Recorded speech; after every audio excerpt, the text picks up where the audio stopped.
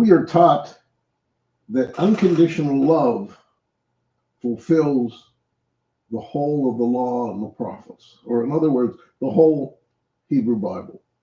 All of the things that God told us we had to do and that the Jews were following, which we should be following too, but we don't have to follow the letter of the law, because if we love unconditional, now unconditional love, we have to remember, includes the whole of creation.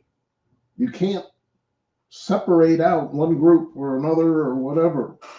You can't love your family and not like people in another church.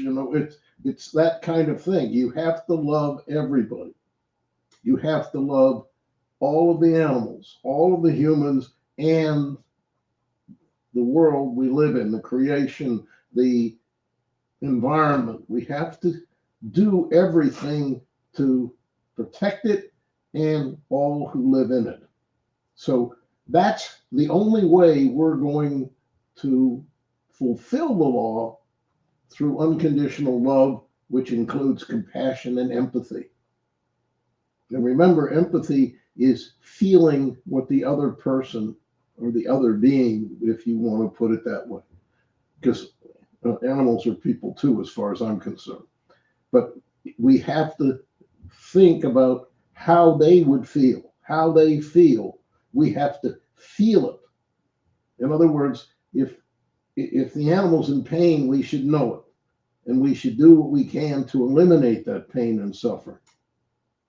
And the same thing with humans. And it can be emotional, it can be physical. But we have to be there to love that way. And when we do, all of the law, everything that the Bible teaches us is automatically fulfilled. And if you think about it, we're supposed to love God with every part of our being and everything that we have. So if that's the case, then we would love the whole of creation. And it's very easy to tell people that, but we have to live it, and we have to want to live it. Now, if we cause any pain, suffering, or death to any living being, not necessarily directly, it can be indirectly, because we're buying something that causes pain, suffering, and death. And because we're buying it, we're paying people to cause the pain, suffering, and death. That's both of those things are wrong. So what you have to do is live in that unconditional love, and then we fulfill the whole law. And that's why I believe that the only way we can do that is really be vegan.